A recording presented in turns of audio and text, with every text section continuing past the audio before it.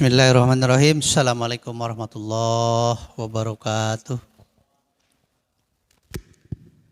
Innal hamdalillah nahmaduhu wa nasta'inuhu wa nastaghfiruh wa na'udzu billahi min syururi anfusina wa min sayyiati a'malina.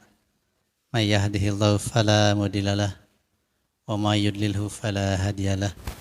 Asyhadu an la ilaha illallah wa asyhadu anna Muhammadan abduhu wa rasuluhu la nabiyya ba'da. Allahumma salli wa sallim ala sayyidina Muhammadin wa ala alihi wa sahbihi ajmain. Amma ba'du. Yang kami hormati Bapak Dr. Andes Haji Zainal Hasyanasyari MSI, yang kami muliakan seluruh jamaah Masjid Riyadhus Shalihin. Pertama, kita panjatkan puji dan syukur kehadirat Ilahi Robbi. Alhamdulillah pada malam hari ini kita bisa melaksanakan salah satu kewajiban kita, yaitu thalabul ilmi, di dalam rangka kajian malam Senin dengan tema insya Allah menarik, yaitu terkait dengan keutamaan Al-Quran. Sholawat serta salam mugia tetap terlimpah curahkan pada junjungan kita Nabi besar Muhammad Sallallahu Alaihi Wasallam, pada keluarga, para sahabat, dan tentunya pada kita semua selaku umatnya sampai akhir. Hadirin jamaah Masjid Riyadhus Shalihin, Al-Quran adalah merupakan kitab suci bagi kita sebagai umat Islam. Al-Quran merupakan pedoman. Al-Quran merupakan sumber dari segala sumber hukum bagi umat Islam. Oleh karenanya pasti di dalamnya ada keutamaan-keutamaan yang harus kita ketahui dan kita amalkan dalam kehidupan sehari-hari.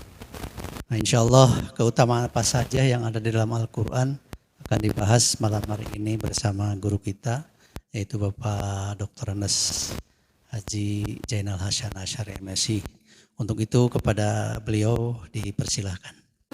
Assalamualaikum warahmatullahi wabarakatuh. Alhamdulillahirabbil alamin. Wa bihi nasta'inu ala umuri dunya waddin.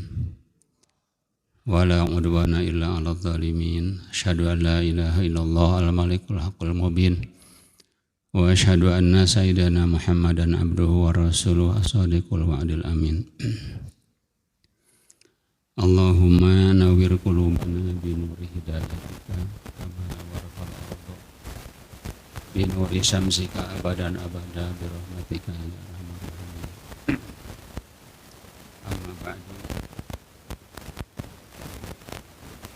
Jamaah rahimakumullah, marilah kita senantiasa mengawali kegiatan ini, bersyukur kepada Allah Subhanahu wa Ta'ala bahwasanya sampai malam hari ini kita masih diberi kekuatan dan keyakinan oleh Allah Subhanahu wa Ta'ala atas apa yang diperintahkan Allah dan Rasulnya. Ini merupakan bagian dari perintahnya. Mudah-mudahan kita mendapat pahala dari Allah Subhanahu wa Ta'ala sekaligus mendapat syafaat Nabi kita Muhammad Rasulullah sallallahu alaihi wasallam.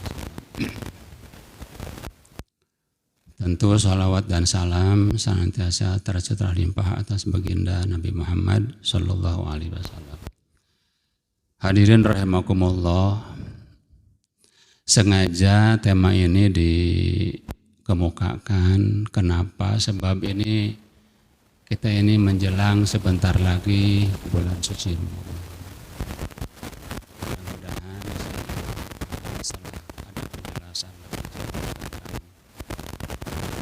fadilah Al-Quran, bersiap-siap dari sekarang untuk berbenah diri membaca Al-Quran, kalamullah, yang tadi disebutkan bahwa kalamullah ini kalam yang terbaik. Tidak ada kalam di dunia ini yang terbaik selain kalamullah. Dibanding dengan apapun tidak ada. Oleh karenanya sangat luar biasa Allah memberikan kesempatan kepada kita ketika kita ini intens, ketika ini betul mempelajari, kemudian membaca, insya Allah ini akan jadi pilihan Allah Subhanahu wa Ta'ala. Sebab nanti akan kita bahas juga, Quran sendiri akan mengangkat harakat haji, dan Quran sendiri akan menghinakan seseorang manakala itu dibiarkan dan dihinakan.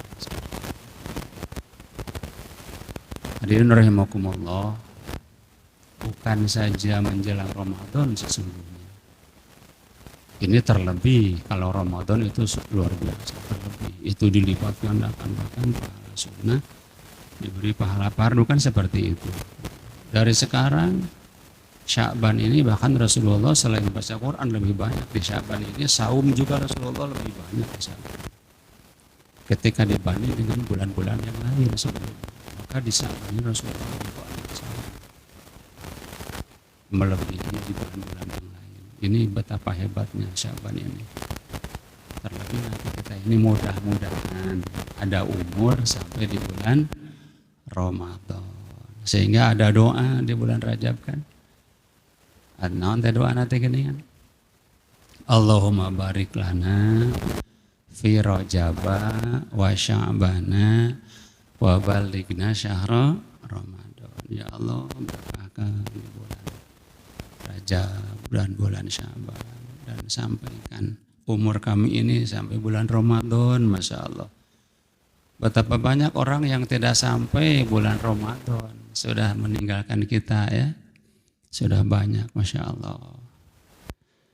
Malah kamari Pak Haji keemutnya, Pak Haji Eman almarhum, Allahumma gfir lahu ya. Mudah-mudahan Allah memberikan ampunan untuk kami ya, khususnya untuk orang tua kita pada umumnya. Kenapa demikian? Sebab luar biasa. Waktu Abi diangkat jadi ketua DKM saja, yang dipilih ketua panitia masjidnya Pak Haji Eman, tak Abi teh langsung aja SK-an. Kemudian dipilih 3 orang dulu. Kenapa demikian? Sebab kalau belum ada panitia, maka ketika ada sumbangan sulit kepada siapa itu sumbangan. Maka dibentuk awal Pak Haji Eman ketua sekretaris bendara, maka bergerak walaupun seksi belum dibentuk saat itu gitu. Makanya alhamdulillah tos diamanatan we Pak Haji sareng Pak Haji Emannya saya ngantunkeun teh Pak Haji cek anjeunna teh cenah Pak Ustad cenah lamun abdi teh payun hoyong panguruskeun. Oh sarua we cek teh abdi lamun teh payun uruskeun ku Pak Haji kitu masyaallah. Anu alhamdulillah geunenya mayunan we. Kamar teh kaimot sekian hari berarti sekian tahun berarti. Masya Allah. Mudah-mudahan Pak Haji khususnya orang tua kita pada umumnya diberikan ampunan Allah Subhanahu wa Ta'ala. Allahumma gfir lahum warhamhum wa'afihim wa'fu anhum. Al-Fatihah. A'udzubillahi minasyaitonir rajim. Bismillahirrahmanirrahim. Alhamdulillahirabbil alamin arrahmanir rahim maliki yaumiddin. Iyyaka na'budu wa iyyaka nasta'in ihdinas siratal mustaqim siratal ladzina an'amta 'alaihim ghairil maghdubi 'alaihim waladdallin rabbighfir lana amin. Hadirin, sebelum kita mengajak ke fadilah Al-Qur'an atau keutamaan Al-Qur'an, maka senantiasa kita terlebih dahulu mengetahui tentang adab-adab baca Al-Qur'an gitu. Karena sehebat apapun baca Al-Quran, sesering apapun baca Al-Quran, kalau adab-adab ini tidak dilakukan maka kurang bagus. Adab-adab Al-Quran itu luar biasa. Adab Al-Quran, ada adab lahiriah, ada adab batiniah. Sebab banyak orang baca Quran kadang-kadang bari heureuy gitu ya, bari nyanghunyar, kadang-kadang bari barang rahar kan gitu. Ini tidak baik. Yang pertama ada lahiriah, membacanya dengan diawali ta'ud dan bismillah. Kemudian dengan penuh ikram atau hormat kepada Al-Quran. Dan duduk sambil menghadap kiblat. Itu yang bagus Pak. Jadi sambil ikram memuliakan Al-Quran. Pak, abi namian waktu ke India nya, ke India Masya Allah. Di India mah Pak, hebat-hebatnya menghargai Al-Quran, hormatkan Al-Quran. Di tiap-tiap masjid, karena masjid itu paling sedikit 2 atau 3 lantai di sana Pak. jumlah penduduk umat Islam sampai 250 jutaan, artinya sama dengan penduduk Indonesia pada umumnya, karena seluruhnya 1,5 miliar kan kurang lebih itu. Nah jadi di tiap-tiap masjid itu Pak, di dalam apa tata namanya teh, di dalam lemari itu di paling atasnya itu selalu Quran Pak. Quran itu, dan Quran tidak terbuka. Quran itu dibungkus dengan kain hijau. Semua di masjid seperti itu. Hebat-hebatnya. Jadi setiap di rak itu paling atas selalu Al-Quran dan dibungkus dengan kain hijau. Rapi sekali. Artinya tidak ada debu Pak di Quran itu. Hebatnya luar biasa. Terus kegiatan anak-anak, dari subuh anak-anak itu putra-putri sudah datang ke masjid, kemudian langsung usai wiridan segala macam, kemudian ngaji Quran. Ada yang hafidh segala macam. Ustadznya bukan satu Pak tiap masjid tuh. Kadang ada 4, ada 2, ada 3 itu. Khusus Al-Quran. Dan anak-anak itu terus belajar sampai dengan kapan? Sampai dengan jam 10 siang Pak. Jam 10 siang baru sekolah di sana itu. Maka tidak heran kalau anak-anak masih usia SD sudah ada 10 juz, 20 juz, kadang-kadang 15 juz, itu usia SD Pak. Dan disiplinnya luar biasa. Anak-anak sedang ngaji itu disiplin luar biasa. Ini hebatnya Pak. Ini kaitan dengan tadi ikram terhadap Al-Quran, memuliakan Al-Quran. Dalam budak heureuy teh geus ngasongkeun leungeunna kitu Pak teh budak teh ka guru teh. Dijeprot Pak tah kudu hideung jiga jidar tapi hideung elastis kitu teh nya. Ceprot sasakerepengan teh kitu. Pandi urang mah lamun kitu jigana teh urusan jeung polisi meureunnya. Terus yang kedua, kalau tidak dijeprot diguis Pak sirahna teh jeung ceuli-ceulina teh budak teh dikitu. Sehingga betul-betul itu anak itu belajar Al-Quran. Maka tidak heran anak itu sudah hafal. Rata-rata lah SD itu 10 juz, 5 juz, 15 juz rata-rata. Jadi hebat Pak. Anmawi disinilah makanya penting hormat terhadap Al-Quran. Ini penting sekali Pak. Kemudian yang kedua, membacanya jangan terlalu cepat. Ulah gancang teuing Pak. Maca Quran teh. Ulah gancang teuing. Harus tartil. Warattilil Qur'ana tartila kata Allah. Dan bacalah Quran dengan tartil. Tartil itu Syekh Abdul Aziz dalam tafsirnya mengatakan tartil secara harfiah membaca dengan terang dan jelas secara harfiah. Tetapi secara syar'i dia menyatakan satu, setiap huruf diucapkan dengan makhraj yang benar. Jangan tertukar antara ta dengan to misalnya. Jangan tertukar. Yang kedua, berhenti di tempat yang benar. Waqaf dan wasol. Jadi jelas gitu. Sebab itu ada arti Pak. Yang ketiga, membaca harokat dengan benar. Ada harokat patah teh jabar. Harokat jer atau jr atau ps, domah. Atau pathatain, kasrotain, domatain itu harus jelas.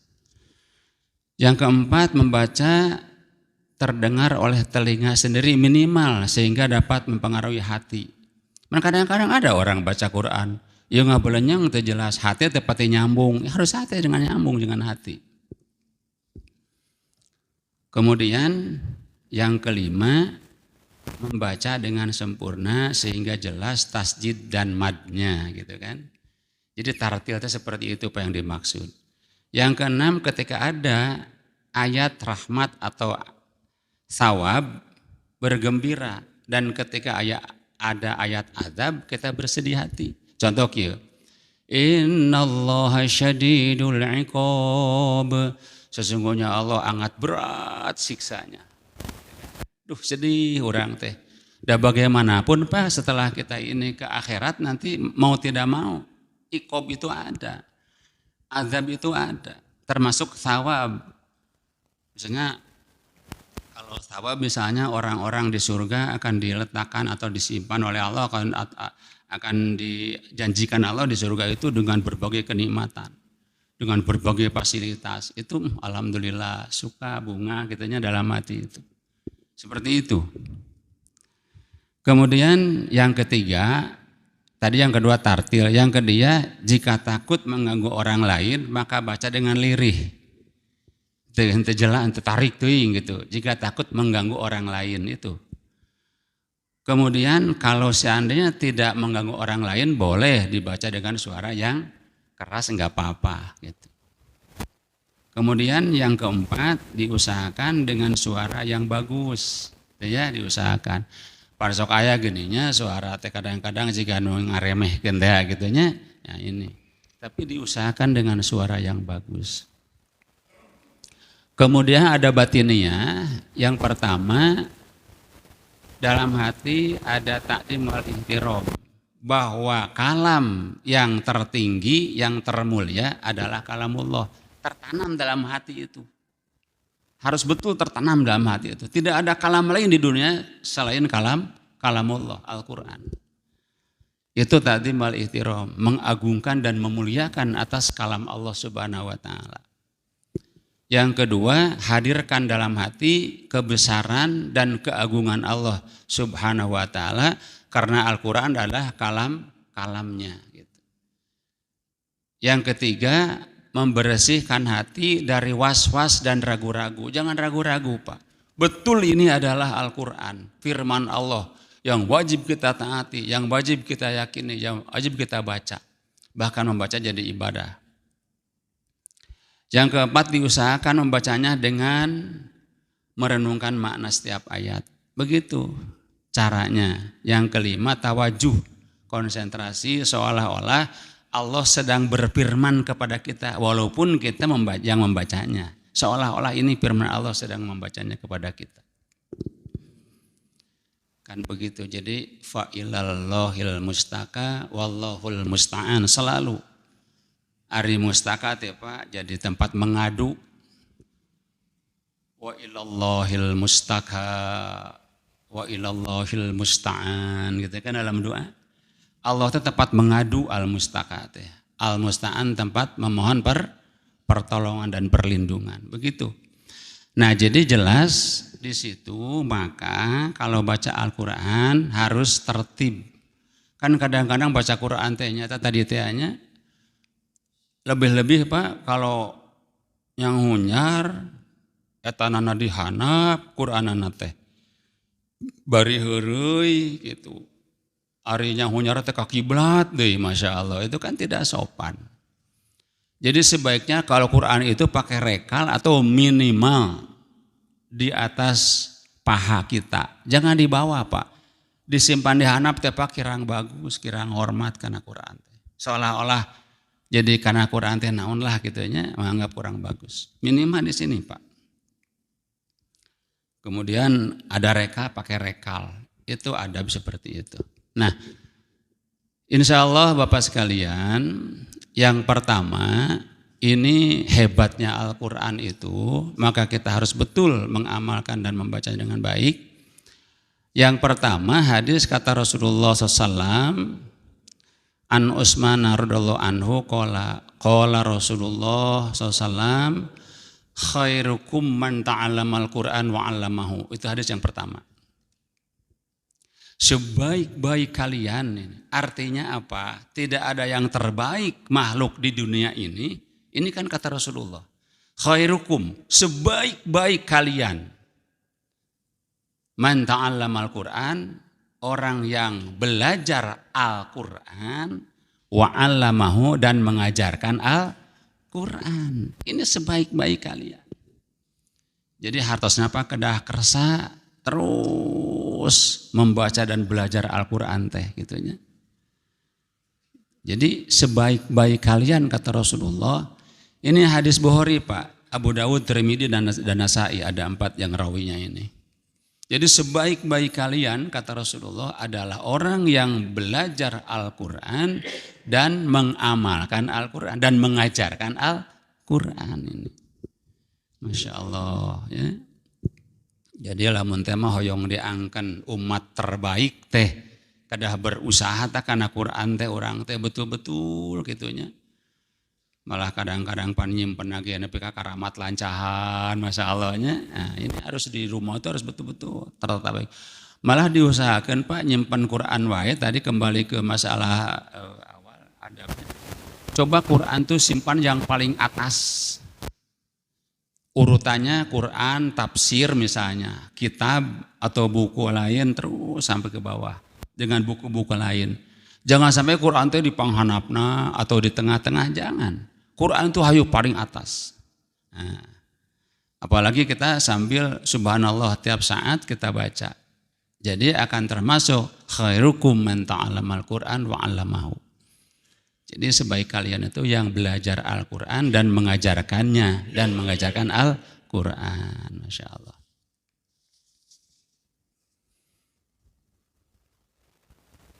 Malah ada yang mengatakan bahwa ketika ini kita tidak berdoa atau berzikir karena sibuk membaca Al-Quran lebih baik. Betul. Betul Pak. Ketika kita sibuk misalnya dengan membaca Al-Quran tiap saat sehingga tidak sempat berzikir dan berdoa itu afdol minas sailin. Ini hadisnya Pak. An Abi Sa'idin radhiyallahu anhu qala Rasulullah yaqulu ar-Rabb tabarakallahu ala man syaghalahul Qur'an an dzikri wa mas'alati a'taituhu afdola ma'utiyasa ilin wa padlu kalamillahi ala sa'iri kalami kapalillahi ala khalqih. Ini kata Rasulullah, misalnya aduh abdi teh kabujeng ngadua ieu teh, teh kabujeng zikir, teh kabujeng nu sanesna tapi ieu da sibuk maca Quran. Itu afdol kata Rasulullah ma'utiyasa ilin dibanding orang berminta pada umumnya. Kan gitu. Logika sederhananya begini Pak. Ketika orang membantu membagikan sesuatu, ini logikanya. Misalnya si A membantu membagikan sesuatu kepada orang banyak. Kira-kira bagian si A tadi apakah akan didahulukan atau akan dikesampingkan atau memang tidak diberi? Itu akan didahulukan, disisihkan bagian dia karena sibuk membantu yang lain untuk dibagikan misalnya. Itu logikanya, kan gitu. Jadi kata Rasulullah, ketika kita sibuk, tapi bukan berarti teu kudu ngadoa, teu kudu zikir, bukan arti itu. Tetapi ketika ini memang nepi ketika bujeng bacaan yang lain, zikrullah yang lain, tapi dengan sibuk baca Al-Quran itu lebih baik. Tidak apa-apa kata Allah, kata Rasulullah, silakan baca Al-Quran saja. Itu lebih baik Pak, lebih baik. Makanya diusahakan Pak, di rumah itu harus selalu digaungkan Al-Quran. Bahkan ada hadis mengatakan kalau rumah tidak mau dimasuki setan, ini ada hadis Pak, sahih. Kalau rumah tidak mau dimasuki setan, maka biasakan dalam rumah baca Al-Baqarah. Itu ada hadisnya Pak. Jadi Al-Baqarah ini penangkal setan, artinya kalau tidak mau masuk ke sana. Jadi ke rumah di bumi tetara dibaca Quran misalnya, kemudian anu sejen we rupa-rupa, lalaguan we atau anu teu pararuguh misalnya gitu. Ini luar biasa Pak, setan sangat senang gitu. Termasuk begini Pak, kan pernah oleh Pak Jaya disampaikan, ketika kita berkendaraan saja, kalau baca Quran, mendengarkan Al-Quran misalnya di tip misalnya atau di setel Al-Quran, murojaah misalnya, Al-Quran terus berulang-ulang, maka di kendaraan itu akan ditemani oleh para malaikat dan mendoakan kepada dia. Itu kan hebatnya Al-Quran. Beda dengan di mobil ketika disetel musik, terus yang hadir bukan malaikat, malah apa? Setan ngagulung tadi dinya teh. Setan we anu ngarejeunganana teh. Maka celakalah gitunya orang yang misalnya ke rumah mau naudzubillah nya mobil teh mendapat musibah misalnya bari kaayaan nu nemanina setan naudzubillah kan gitu. Tapi walaupun bagaimana, tapi ketika Quran dibacakan, apalagi kita misalnya udah teu apal atau nu apal we keur nyetir teh salian teh sebelum berangkat teh berdoa. Pan doa nyupir teh kieu, doa angkat-angkatan teh. Subhanalladzi sakhkhara lana hadza wa ma kunna lahu muqrinina wa inna ila rabbina lamun qalibun itu. Terus baca lagi Allahumma sallimna wa sallima ma'ana wakhfadna wakhfad ma ma'ana wa balligh ma ma'ana bi rahmatika ya arhamar rahimin. Terus bismillahi tawakkaltu 'ala Allah la haula wala quwata illa billahil aliyil azim. Ta eta apa? Jadi nyanak mobil teh ulah keslak seak pokona bari amok-amokan misalnya nya bari jeung teh assalamualaikum teu maca doa. Ini dekat kecelakaan Pak sebetulnya. Apalagi musik jeger, setan dararatang ararasup berarti. Itu gambaranana. Bedakan dengan Al-Quran, ini agungnya Al-Quran luar biasa. Maka tadi di awal pembicaraan Pak Haji, Pak Ketua DKM mengatakan inilah Quran, kalam yang paling agung. Nah, maka tadi disebutkan dari Abi Sa'id radhiyallahu anhu qala salam yaqulu ar-rabb tabaraka wa ta'ala man syaghalahul Qur'an an dzikri wa mas'alati a'taituhu abdul ma'ut yasailin wa fadlu kalamillah ala sairi kalamin wa kapadlillahi ala khalqihi. Jadi begini Pak, tadi diulangi bahwa ketika kita lupa atau tidak berzikir, tidak berdoa kepada Allah karena sibuk membaca Al-Quran, maka lebih baik bagi dia dibanding orang yang meminta-minta kepada Allah berdoa pada umumnya. Kenapa demikian di sini? Karena wapadlu kalamillahi, karena keutamaan kalam Allah Al-Quran ala sairil kalami, mengalahkan seluruh kalam yang ada di dunia. Gitu kan? Kemudian ini ada tasbihnya seperti ini. Kafadlillahi ala khalqihi, seperti keutamaan Allah membawahi makhluk-makhluknya gitu. Coba sahanu paling mulia dunia akhirat kan hanya Allah. Kullu ma siwallah makhluk, selain Allah itu makhluk. Artinya kan Allah yang termulia, malah Allah yang membuatnya, Allah yang menjaganya, Allah pemberi rezekinya, kan begitu.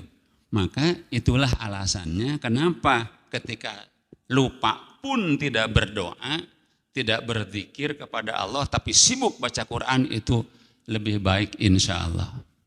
Ya lebih baik baca Qurannya memang sibuk, zikrullahnya pun sibuk. Jangan sampai begini Pak, kadang-kadang ada orang yang bertanya kepada seseorang, notabene dia seorang ustadz misalnya, duh abdi teh nu juga aduh masalah kieu nyamureun kitu kira-kira lah anggapan teh. Padahal wallahu alamnya bahwa ustaz bahwa lain tadi misalnya kita tidak bisa wae pan menyerupai ustaz kan dengan berpakaian seperti itu. Ibu teh ribuh-ribuh ting make we baca we anu 10.000 saputing misalnya. Nah itu kan sebenarnya itu masya Allahnya akan mengganggu can ngantukna can riweuhna kudu salat segala macam. Itu lebih baik membaca Al-Quran sebenarnya kan gitu. Nah itu diantaranya keutamaan Al-Quran, ada 2 hadis yang menyebutkan seperti itu. Kemudian ada pertanyaan, da abdi mah maca Quran teh atau masih keneh terbata-bata, masih keneh naon namina teh, masih keneh belajar, da abdi mah kadang sok izin, kadang sok pokoknya. Jangan khawatir Pak, jangan khawatir. Abdi mah masih terbata-bata, masih maca Quran kita acan lancar. Jangan khawatir, ini hadis menjamin Pak. Ini hadis riwayat Muslim, Bukhari Muslim, Abu Dawud dan Tirmidzi, Nasai, Ibnu Majah. Masya Allah. Ini hadis mengatakan. An Aisyata radhiyallahu anha qalat, ini hadis dari Siti Aisyah, bojo Rasulullah, putrana Abu Bakar mengatakan, qala Rasulullah sallallahu alaihi wasallam al-mahiru bil Qur'an ma'as safaratil kiramil bararah. Orang yang sudah mahir membaca Al-Qur'an nanti akan disertai beserta para malaikat yang mulia. Masya Allahnya. Kemudian walladzi yaqra'ul Qur'an wa yatata'u fihi wa huwa alaihi syakun lahu ajroni, kata Rasulullah. Dan orang yang membaca Al-Qur'an wa yatata'u dan masih terbata-bata teh masih kene teu acan lancar, jangan kecil hati kata Rasulullah. Terus belajar, terus mengulang, terus membaca. Wa huwa alaihi syakun lah nepi ka susah eta maca Quran teh susah panen keur diajar mah.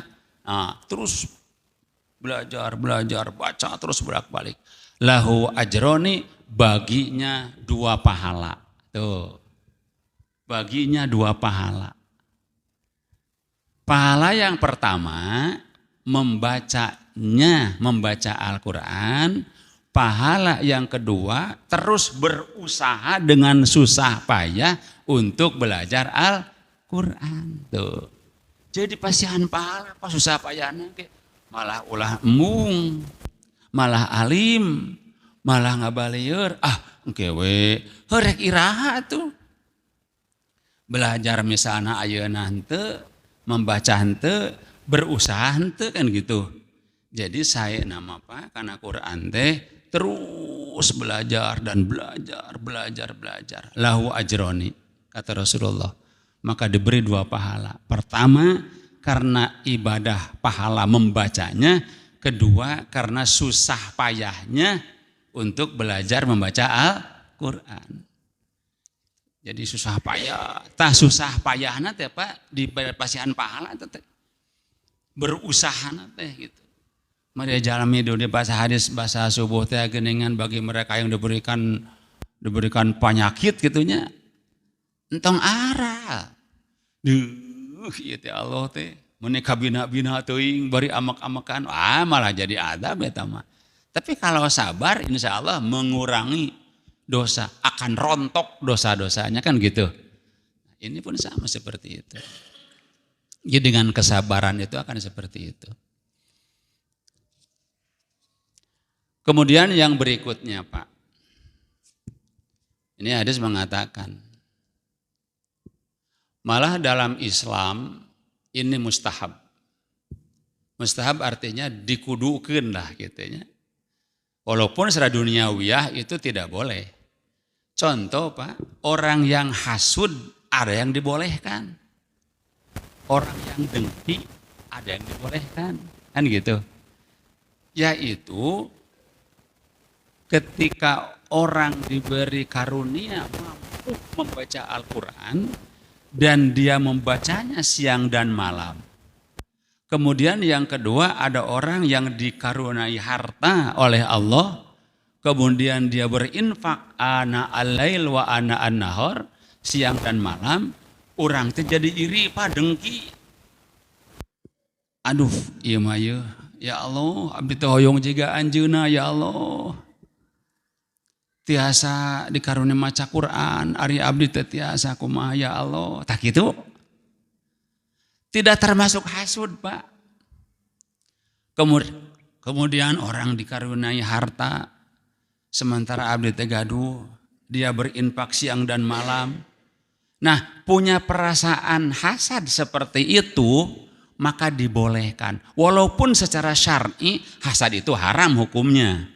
Tetapi di sini ulama menafsirkan la hasada di sini, kalau kita dibaca hadisnya, la hasada illasnaini, tidak ada iri, tidak ada hasad kecuali kepada 2 orang.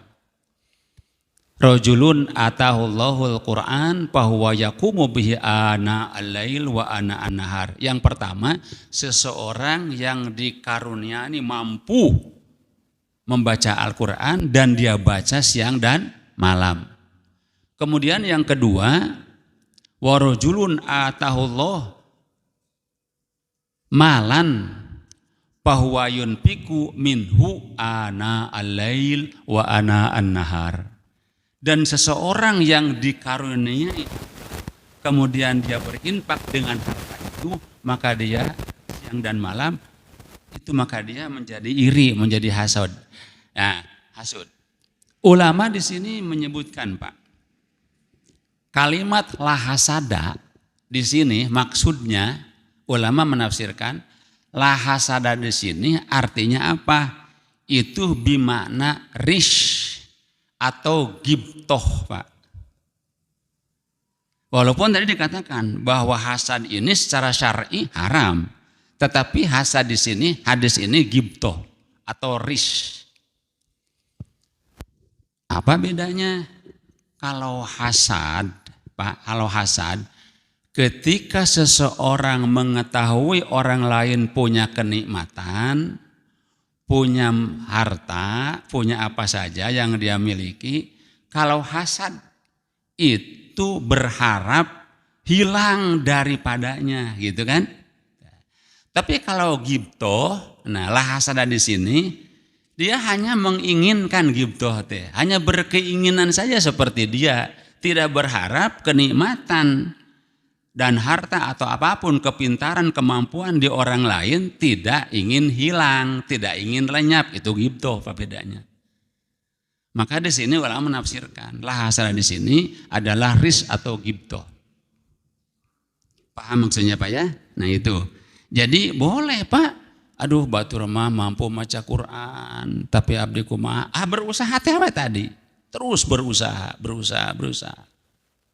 Dan insya Allah, Pak, di hadis lain bahwa Al-Quran ya'ti yaumal qiyamah syafi'an li ashabih. Yakin ketika gerbancang pakai bungkai di akhirat, Quran akan datang.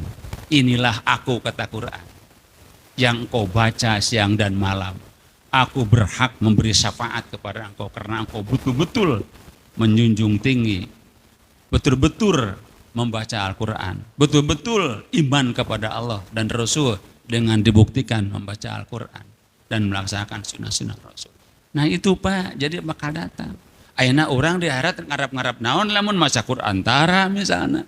Ibadah yang lain pun misalnya kurang begitu bagus, sudah diperbanyak saja baca Al-Quran terus.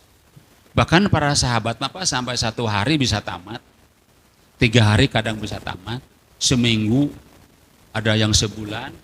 Para sahabat seperti itu. Maka apa, Masya Allah, ya, pantas kata Rasulullah, jadi golongan umatku yang terbaik itu korni, kata Rasulullah, adalah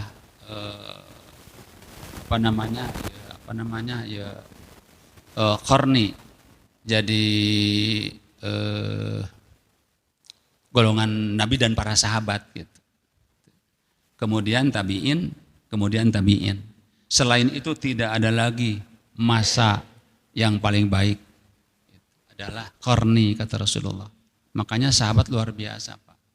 Dan sifat para sahabat ketika Rasul menyampaikan sesuatu, macam sekarang misalnya gitu, anggap ini dari Rasul kan.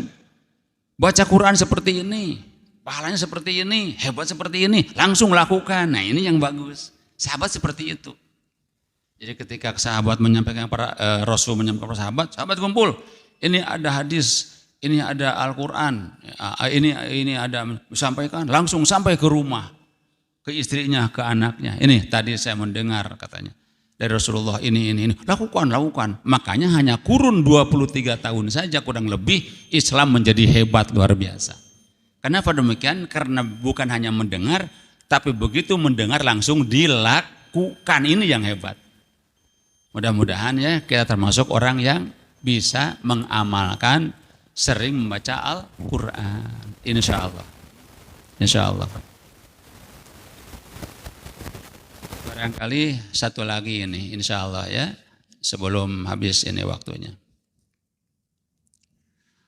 Tadi dikatakan di awal pembicaraan bahwa Al-Quran akan bisa meninggikan harkat derajat seseorang Dan dengan Al-Quran akan sekaligus bisa menghinakan yang lainnya.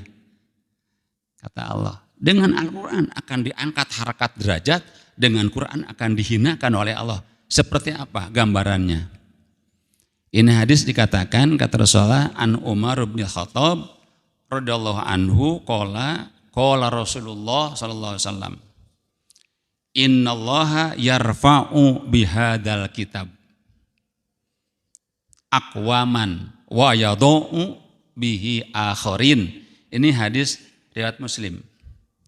Kata Rasulullah dari Umar bin Khattab radhiyallahu anhu, Rasul bersabda, Allah akan mengangkat kaum dengan Quran ini, bihadal kitab.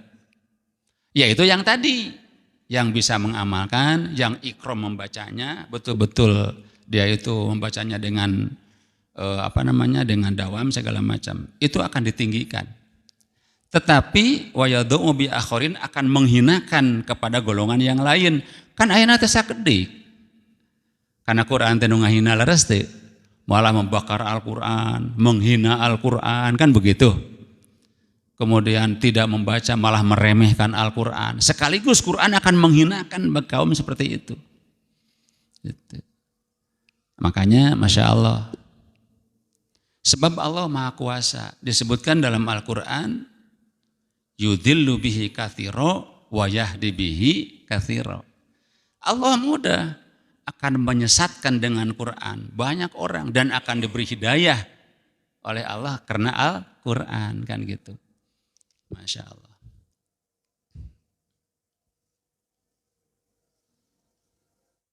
Dan orang menghinakan Quran itu termasuk dolim, Pak. Apalagi kita sering lihat orang yang menginjak-injak Al-Quran misalnya, yakin itu dilaknat. Orang dolim itu. Ala la'natullah ala dolimin. Ingat kata Allah, sesungguhnya laknat Allah terhadap orang-orang dolim. Gitu. Jadi ala teh ingat kata Allah. Termasuk orang yang membohongkan. Gitu. Panaz'al la'natullah alal kadhibin. Maka ingatlah laknat Allah ditimpakan kepada orang-orang yang berdusta, mendustakan gitu. Masya Allah ya. Barangkali sebetulnya masih banyak, insya Allah nanti dibahas lagi Pak Haji, barangkali ini ada terusannya.